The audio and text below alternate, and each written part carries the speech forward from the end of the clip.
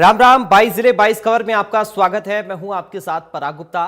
अमित शाह ने अपने संबोधन की शुरुआत हरियाणा वालों को धाकड़ कहकर की। मुख्यमंत्री नायब सैनी की तारीफ में किस्सा सुनाते हुए शाह ने कहा कि सैनी को जब आप देखोगे तो वो शांत, सौम्य और मुस्कुराते हुए दिखेंगे।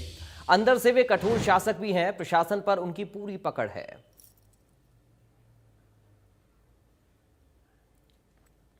सैनी जी,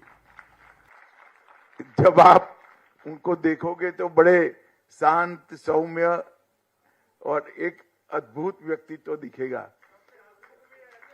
हंसमुख तो है ही, पर इसके साथ साथ कठोर प्रशासक भी है।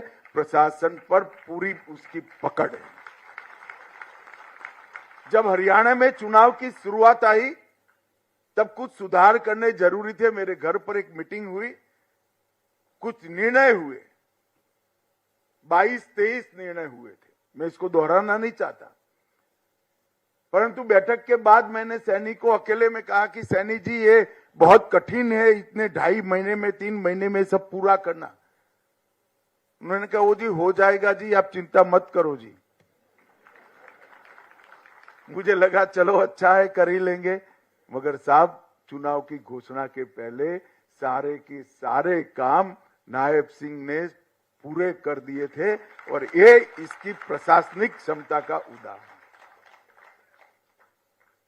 जब जनता के बीच में से उठकर एक सामान्य व्यक्ति राज्य के शासन की धुरा संभालता है, तब किस प्रकार का परिवर्तन आता है, इसका आदर्श उदाहरण हमारे नायब सैनी है। और इसीलिए कोई भी समस्या लेकर जाओ, वो हंसते हैं और हंसकर इसका स्वागत भी करते हैं और समाधान भी करते हैं। पंचकुला के माता मनसा देवी मंदिर सीएम सैनी पत्नी के साथ पहुंचे, जहां पर नवरात्र के दूसरे दिन उन्होंने पत्नी के साथ मत्था टेका और मां के दरबार में पूजा अर्चना की, मां का आशीर्वाद लिया। इस दौरान सीएम सैनी ने यज्ञ में आहुति डाली और मां से प्रदेशवासियों की सुख समृद्धि की कामना की। सीएम सैनी ने कहा कि माता मनसा देवी के चरणों में मत्था टेका, हमारा हरियाणा स्वस्थ, समृद्ध और विकास की नई सीढ़ियों पर चढ़ता रहे, मां से प्रार्थना की।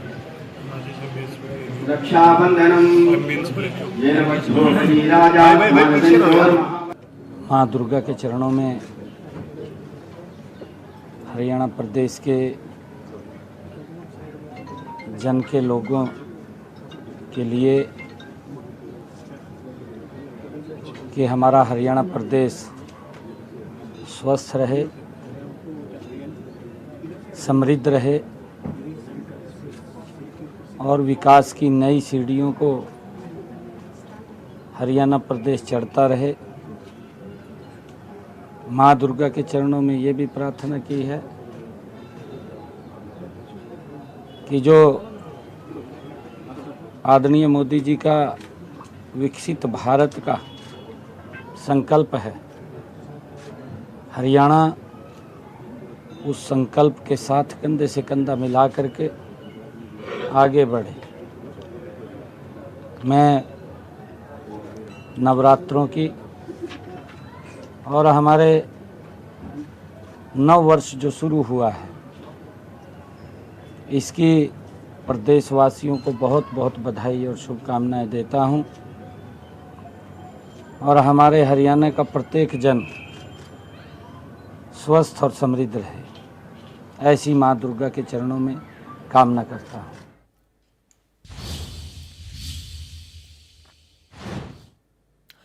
पूर्व अंतर्राष्ट्रीय कुश्ती महिला पहलवान और जुलाना से कांग्रेस की विधायक विनेश फोगाट को लेकर पूर्व अंतर्राष्ट्रीय पहलवान योगेश्वर दत्त ने एक्स पर तंज भरा पोस्ट किया है। लिखा कि अहंकार में आकर सम्मान राशि को सरकार के मुंह पर मारने की बात करने वाले आज उसी राशि को पाने के लिए विधानसभा में गिड़गिड़ा रहे हैं। भाई जी, सबको पता है टाइमिंग क्या है, और समय समय जो बात जब बोलने को चाहिए तो उसी टाइम पे बोली जाती है। विनेश फोगाट ने विधानसभा में जो सम्मान पाने की बात की, मुख्यमंत्री को याद दिला कि आपने मेरे को बेटी बोला था, उसी टाइम पे मैंने ये याद दिलाने के लिए ये पोस्ट की थी कि भाई 4-5 महीने पहले विधानसभा चुनाव के दौरान आपने एक सभा में ये बोला था कि भाई सरकार जो अगर मेरे को ये राशि देती तो वापिस के मुंह पे मारती, और कहीं ये बोला कि सम्मान से बड़े सम्मान, जो सरकार सम्मान जो है उससे बड़े मेडल मेरे पास हैं, कुछ इस टाइप का बोला था। इसलिए मैंने बोला था कि भाई समय बड़ा बलवान होता है और अहंकार में कोई वैसी बातें नहीं बोलनी चाहिए। और हम धन्यवाद देते हैं मुख्यमंत्री जी का कि उन्होंने विधानसभा में खड़े हो गए, उस बात को फिर दोहराया कि आपको हम जो आप सिल्वर फाइनल में आप पहुंची थी, वो सिल्वर मेडल का हम आपको जो राशि है वो देंगे। और अच्छी बातें देनी चाहिए, खिलाड़ी सम्मान करना चाहिए, जितना खिलाड़ी सम्मान करे उतना कम है। पर खिलाड़ियों को भी ध्यान रखना चाहिए कि कोई बात अहंकार में कैसी नहीं बोलनी चाहिए जो गलत हो।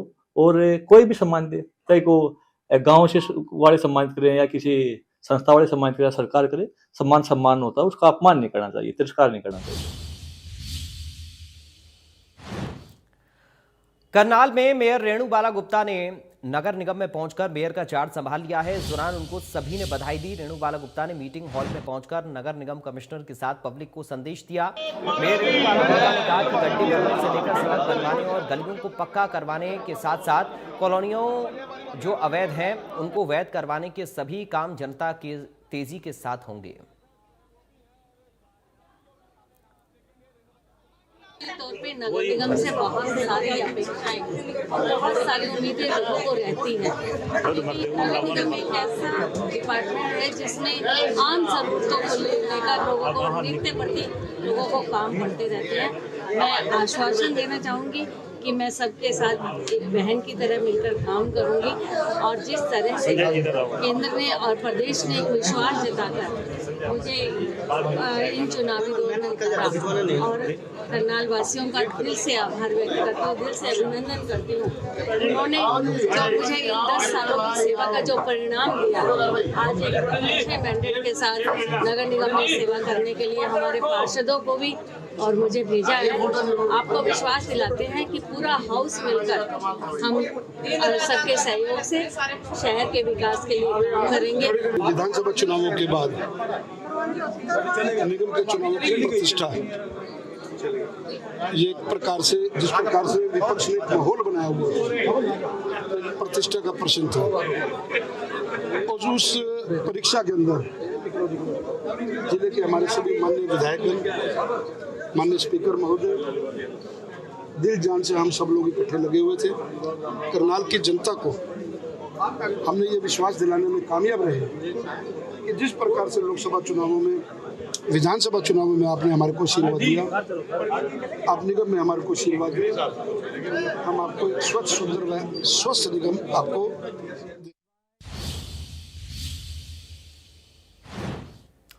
भिवानी प्रशासन ने फसल खरीद के सभी प्रबंध कर लिए हैं। सरसों की फसल 15 मार्च से खरीदी जा रही है, तो गेहूं की फसल 1 अप्रैल से न्यूनतम समर्थन मूल्य पर मंडी में खरीदी जाएगी। गेहूं और सरसों खरीद को लेकर सभी तैयारियां पूरी हैं। इस बारे में अधिकारियों को पहले ही आवश्यक दिशा निर्देश जारी किए जा चुके हैं। भिवानी में मार्केट कमेटी के अधिकारियों को निर्देश दिए गए हैं कि मंडी में आने वाले किसानों के लिए सभी मूलभूत सुविधाएं उपलब्ध करवाई जाएं। उन्होंने कहा कि मंडियों में किसानों के लिए पीने के स्वच्छ पानी की व्यवस्था की गई है। देखिए, फिलहाल हम भिवानी की नई अनाज मंडी में खड़े हैं, तो आपको बताना चाहूँगा कि 15 मार्च से गेहूं और सरसों की जो फसल की खरीद है वो शुरू हो चुकी है। आपको बताना चाहूँगा भिवानी प्रशासन ने 3 केंद्र बनाए हुए हैं, जो कि हल्का बवानीखेड़ा और चांग और भिवानी, तो तीनों केंद्रों पर जो फसल है लगातार खरीद हो रही है। तो हम आपको बताना चाहेंगे किसानों की व्यवस्था के लिए यहाँ पर जो पूरी तैयारियाँ यहाँ प्रशासन ने कर ली गई हैं। अगर बात करें किसानों के लिए खाने की व्यवस्था है वो भी कर ली गई है, और बात करें इनके रहने की व्यवस्था वो भी पूरी कर ली गई है, और बात करें जो इनके रहने की व्यवस्था वो भी पूरी कर ली गई है। तो आपको बता दें कि अभी फ़िलहाल 1 अप्रैल से जो गेहूं की फसल है वो आने वाली थी, लेकिन किसानों से बात की तो किसानों का साफ तौर पर कहना कि अभी फ़िलहाल जो सरसों की फसल है वो लगातार मंडियों के अंदर पहुंच रही है, क्योंकि जो गेहूं की कटाई है वो लगातार नियंत्रित रूप से जारी है। तो इसी के मद्देनजर रखते हुए जो कि गेहूं की फसल है वो भिवानी की मंडियों में थोड़ा लेट पहुँचेगी, लेकिन जो भिवानी प्रशासन है पूरी तरह से अलर्ट है जो किसानों की फसल है उसको खरीदने के लिए। तो ऐसे में जो तमाम तैयारियां प्रशासन के द्वारा मंडियों में पूरी कर ली गई हैं। तो आपको बताना चाहें कि नियंत्रित रूप से जो किसानों को गेट पास चाहिए होता है उसको लेकर, या रहने की व्यवस्था को लेकर, या बात करें उनके खाने की व्यवस्था को लेकर, ऐसी जो तैयारियां होती है किसानों के लिए वो भिवानी की जो मंडियां बनाई हुई हैं, जो केंद्र बनाए हुए हैं, सभी में पूरी कर ली गई है। तो फिलहाल आप हमारे साथ बनिए और देखते रहिए इंडिया न्यूज़ हरियाणा। मैं जोनी कुमार, कैमरामैन विपिन के साथ। 1 अप्रैल से रेवाड़ी मंडी में 2,425 रुपए के समर्थन मूल्य पर गेहूं की सरकारी खरीद शुरू होने जा रही है, जिसका जायजा लेने मंडी में पहुंचे रेवाड़ी विधायक लक्ष्मण सिंह यादव ने किसानों से बात भी की और कहा कि सभी व्यवस्थाएं दुरुस्त पाई गई हैं। वैसे भी बीजेपी किसानों की सरकार है और उन्हें किसी प्रकार की दिक्कत नहीं आने दी जाएगी। विधायक लक्ष्मण यादव ने कहा कि मंडी में खरीद के साथ साथ उठान प्रक्रिया भी उतनी तेजी के साथ चल रही ताकि मंडी में जाम की स्थिति ना बने। उन्होंने कहा कि अभी तक जिन किसानों ने मंडी में सरकार के माध्यम से अपनी सरसों बेची है उसका उन्हें 90% भुगतान भी कर दिया गया है। कहा मंडी में किसान को मात्र 10 रुपए में खाना मिल रहा है और सरकार का प्रयास है कि किसानों को और अधिक सुविधाएं मिल सकें। हरियाणा की मंडियों में लगातार सरसों की खरीद चल रही है और 1 तारीख से गेहूं की खरीद शुरू की जानी है।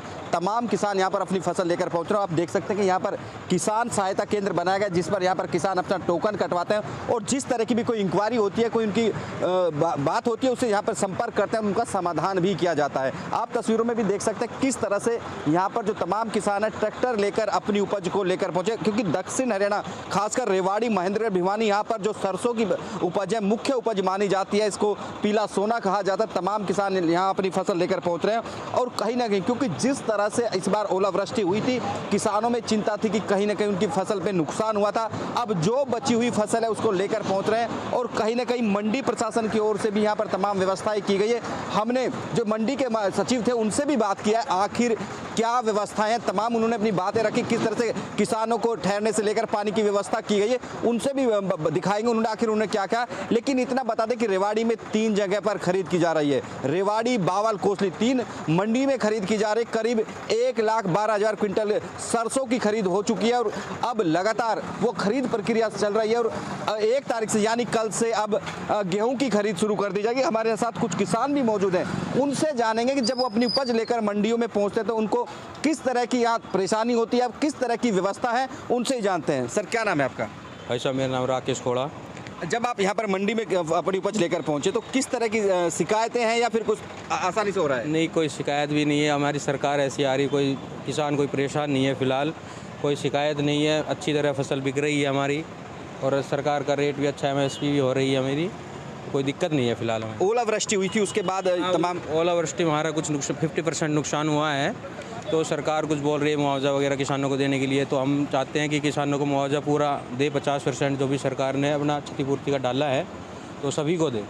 किस तरह से देखते हैं पूरी खरीद प्रक्रिया को, अपनी उपज लेकर पहुंचे? बहुत बढ़िया खरीद हो रही है। किसान साल भर से मेहनत करता है, अपनी उपज लेकर पहुंचता है, उम्मीदें होती हैं, क्या भाव उस तरह से मिल रहा है? ना बढ़िया भाव मिल रहा है सरकार को। मंडी प्रशासन की व्यवस्थाएं बेहतर है? बढ़िया है। देखिए, तमाम वही बात है कि जिस तरह से किसान कह रहे हैं कि मंडी प्रशासन की ओर से तमाम व्यवस्थाएं बेहतर की गई हैं ताकि किसानों को कोई परेशानी ना आए। मंडी प्रशासन की ओर से भी तमाम तैयारी की गई है। हमने उनसे बात भी की, वो भी दिखाएंगे। लेकिन इतना जरूर है कि जब रेवाड़ी की अनाज मंडी में किसान अपनी उपज लेकर पहुंच रहे हैं, कहीं ना कहीं खुश नजर आ रहे हैं। रेवाड़ी से अमित विश्वकर्मा, इंडिया न्यूज, हरियाणा। मंगलवार से प्रदेश भर की अनाज मंडियों में गेहूं की खरीद शुरू होगी, लेकिन सिरसा में तकरीबन 1 सप्ताह बाद गेहूं की आवक शुरू होगी। बता दें कि सिरसा की अनाज मंडी में गेहूं की सरकारी खरीद को लेकर मार्केट कमेटी और जिला प्रशासन द्वारा व्यापक प्रबंध किए गए हैं। हमारे सहयोगी विजय कुमार ने गेहूं की सरकारी खरीद को लेकर जिला प्रशासन द्वारा किए गए इंतजाम की स्थिति का जायजा लिया।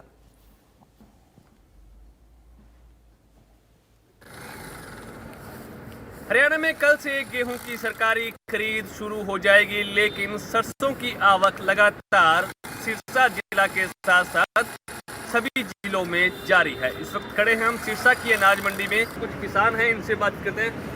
क्या कहेंगे, कौन से गांव से आए हैं आप? सरसों लेके आए आज? सरसों की क्या स्थिति है? अच्छी फसल खड़ी है तो खरीद हो रही है सरकारी आज? गेहूं की बात की जाए तो गेहूं की क्या स्थिति है? कितनी एकड़ में आपने गेहूं की बिजाई की है? गेहूँ ऐसी लगभग आधी सबसे बात है। फसल अच्छी है गेहूं की भी बढ़िया। तो कब तक उम्मीद है कि गेहूं मंडी में आ जाएगी? 8-10 दिन। तो इसके पीछे वजह क्या है? अभी तो हरी खड़ी है, अभी पकी नहीं है। आप क्या कहते हैं, गेहूं की फसल कब तक आ जाएगी? कटाई देरी से चल रही है? अभी कच्ची है। तो सरसों की लेके आए फसल आज? तो सरसों की सरकारी खरीद खूब हो रही है। तो मंडी में व्यवस्था कैसी लगी आपको? क्या कुछ व्यवस्थाएं आप लोगों के लिए कर रखी है?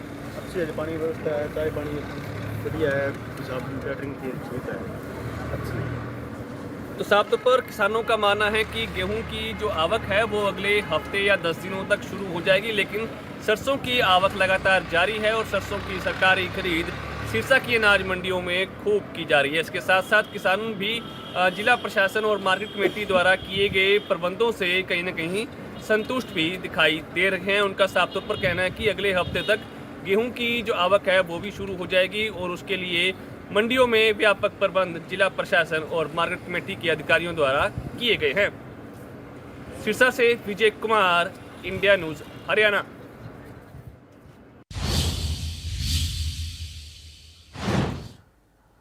नए वित्त वर्ष शुरू होते ही हर बार देश भर के टोल प्लाजा की दरों में बढ़ोतरी होती है। जिला झज्जर में डीगल, छारा, आसुदा, मांडूटी और बादली समेत कुल 5 टोल हैं। एनएचआई की तरफ से टोल पर नई दरों की लिस्ट जारी की गई। नई दरें टोल पर आज रात 12 बजे से लागू होंगी। यहां से गुजरने वाले निजी वाहनों के लिए वन वे पर 5 रुपए की बढ़ोतरी और अप डाउन में 20 रुपए तक की बढ़ोतरी की गई है। साथ ही जिन वाहनों पर फास्टैग नहीं है उन वाहन मालिकों से अपने वाहनों पर फास्टैग लगवाने की अपील भी की गई है। निजी और कमर्शियल वाहनों के टोल शुल्क में वृद्धि की गई है। टोल प्रबंधन की माने तो पर्सनल गाड़ियों पर टोल वृद्धि का कोई ज्यादा असर नहीं पड़ रहा है। दरों की इस बढ़ोतरी में कमर्शियल वाहनों को विभिन्न वाहनों की श्रेणी अनुसार 10 रुपए से 20 रुपए तक अधिक देने होंगे। 1 अप्रैल से हरियाणा में टोल के दामों में वृद्धि होने जा रही है। आपको बता दें कि जिन गाड़ियों का, छोटी गाड़ियों का जिस टोल पे 70 रुपये लगता था, अब वो 5 रुपये बढ़कर यानी 75 रुपये आपको एक साइड का देना पड़ेगा। और जिन गाड़ियों पर फास्टैग नहीं लगा होगा उनको इसका दुगना टोल देना पड़ेगा। एनएचआई की तरफ से ये खास सख्त हिदायतें दी गई हैं कि जल्द से जल्द जिन गाड़ियों पर फास्टैग नहीं लगा वो फास्टैग लगवाएं। और टोल के दामों में वृद्धि भी होने जा रही है, तो कम से कम 5 रुपये और ज़्यादा से ज़्यादा 25 रुपये तक की वृद्धि दर्ज की जाएगी, जो कि 1 अप्रैल से हरियाणा भर में प्रभावी हो जाएगी। और छोटी गाड़ियों को छोड़िए, बड़ी गाड़ी वालों को अच्छा खासा फ़र्क पड़ने वाला है, क्योंकि एक राउंड के 25 रुपये बढ़ने वाले हैं। तो जाहिर सी बात है कि जो बड़ी गाड़ियां हैं जिनको देश भर में ट्रैवल करना होता है उनके जेब पर खासा असर पड़ने वाला है। इंडिया न्यूज़ के लिए झज्जर से जगदीप राजा। एनएचआई द्वारा 1 अप्रैल से टोल की दरों में 5% की वृद्धि की जा रही है, जिसको लेकर पलवल के गतपुरी टोल प्लाजा पर वाहन चालकों से बात की तो उनमें से किसी ने कहा कि हर वर्ष टोल टैक्स में वृद्धि की जाती है, जिस वजह से काफी लोगों पर इसका असर पड़ेगा। तो किसी ने कहा कि एनएचआई द्वारा टोल टैक्स वसूलने के बाद भी नेशनल हाईवे द्वारा लोगों को सुविधाएं नहीं मिल रही हैं। हम इस समय हैं पलवल के टोल टैक्स गतपुरी पर, जहां पर कल से बताया जा रहा है कि कल से 1 अप्रैल से टोल दरों में वृद्धि की गई है।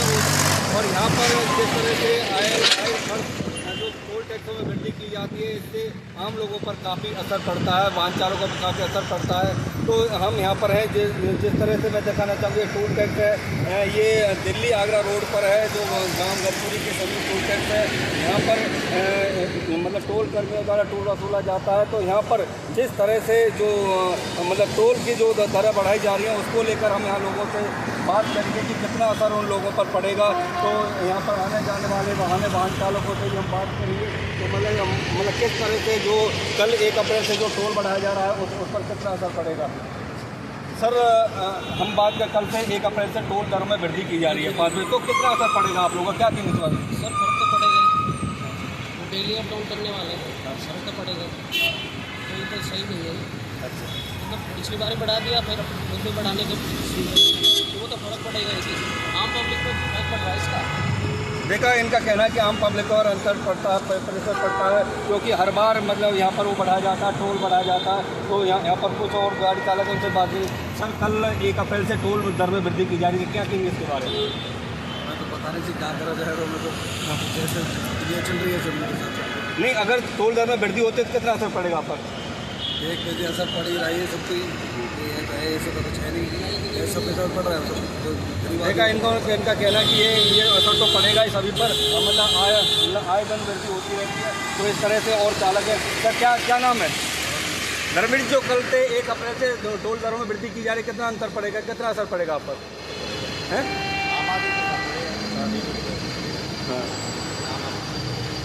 देखा कि इनका यही कहना है कि आम आदमी पर असर पड़ेगा, क्योंकि टोल दरों में जिस तरह से वृद्धि की जा रही है, मतलब जो 5% सबसे जो वृद्धि हर वर्ष की जाती है, तो उससे आम जनता पर काफ़ी असर पड़ता है। क्या नाम है योगेश जी? कल 1 अप्रैल से टोल दरों में वृद्धि की जा रही है, क्या कहेंगे इस बारे में? कितना असर पड़ेगा?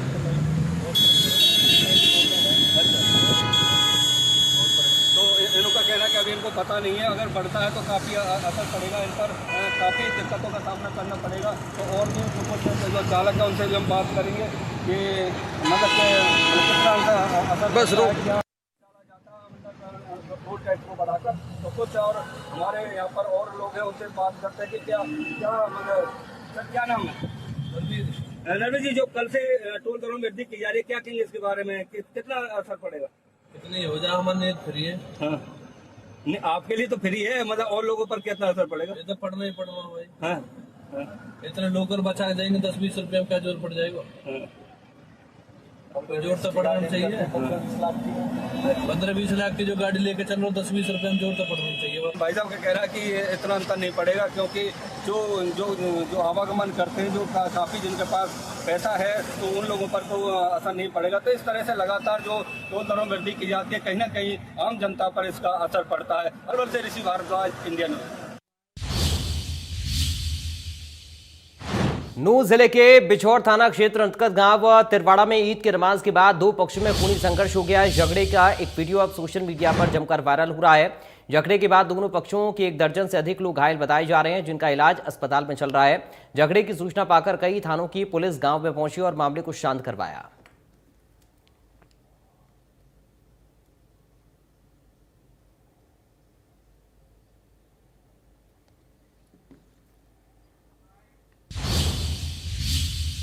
कैथल में एंटी करप्शन ब्यूरो की टीम ने नगर परिषद कैथल के जेई तरुण वर्मा और एक अन्य कर्मचारी स्कीम मैनेजर विशाल गर्ग को रिश्वत लेते हुए रंगे हाथों गिरफ्तार किया। दोनों प्रधानमंत्री आवास योजना का लाभ दिलाने के लिए लाभार्थी से 50,000 रुपए की रिश्वत मांग रहे थे, लेकिन जब 25,000 की पहली किश्त लेने पहुंचे तो विजिलेंस टीम ने रंगे हाथों गिरफ्तार कर लिए।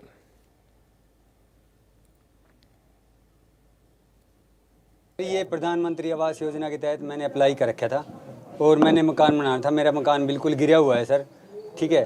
तो उसकी एवज में ये रिश्वत मांग रहे थे मेरे से 50,000 रुपये।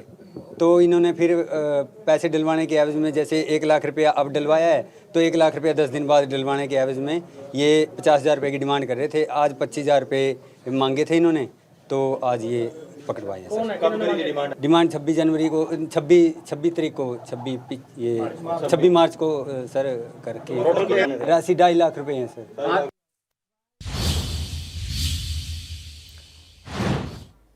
तो फिलहाल 22 जिले